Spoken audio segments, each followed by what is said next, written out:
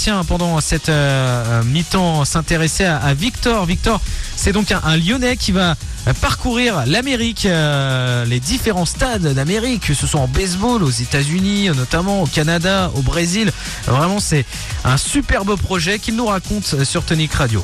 Le projet Voyage autour des stades que j'ai créé, dans lequel je vais partir à l'étranger, assister à des événements sportifs. Je vais partir dans 4 pays qui sont l'Argentine, le Brésil, le Canada et les États-Unis. Et donc je vais essayer de découvrir une autre façon de vivre le sport à l'étranger. C'est-à-dire que je vais partir en Argentine ou au Brésil, où il y a une ambiance très populaire dans les stades, qui est complètement différente de celle qu'on peut vivre dans les stades au Canada ou aux États-Unis, dans des stades beaucoup plus grands et beaucoup plus connectés.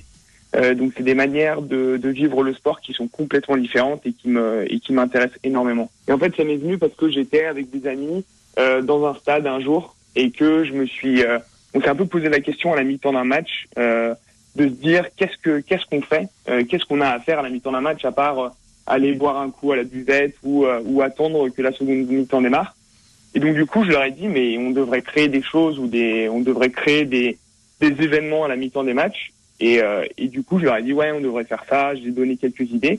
Et mes amis m'ont dit, bah, vas-y, lance-toi, fais-le. Je me suis un peu posé la question beaucoup plus profondément. Et puis, je me suis dit que j'avais envie de voyager, j'avais envie de découvrir un peu le monde et j'avais envie de vivre dans le sport, de vraiment essayer d'en faire ma profession. Et la raison pour laquelle je fais ce projet, c'est aussi pour étudier des nouvelles manières, en fait, de vivre le sport, que ça soit à la mi-temps, pendant les matchs ou après les matchs. J'ai un papa qui est très passionné, mon grand frère aussi sont très, très, très passionnés par le sport. J'ai beaucoup suivi l'OL. Du coup, petit à petit, je me suis beaucoup plus intéressé au sport en général.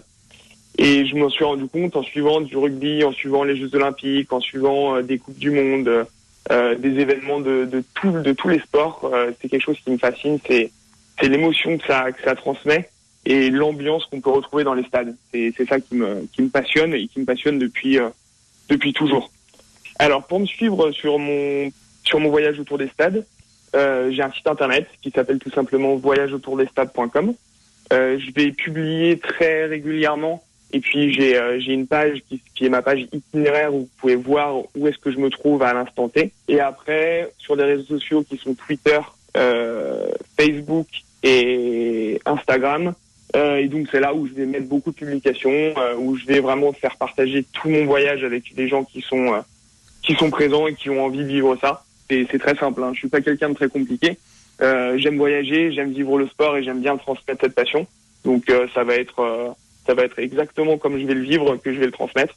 Et voilà pour le superbe projet donc de Victor Sau. Vous pouvez le suivre sur Instagram, sur Twitter, sur Facebook, Sau SAUH pour suivre donc ses aventures. Le départ ce sera le 5 mai donc le jour de d'OL Lille. Tiens, pour lui le supporter lyonnais, il suivra certainement ça dans l'avion. En tout cas, vous pourrez suivre tout ça sur les réseaux sociaux et sur le site voyageautourdesstades.com. On te souhaite bon voyage Victor et on a hâte de suivre tes aventures. Je suis sûr que tu nous écoutes ce soir.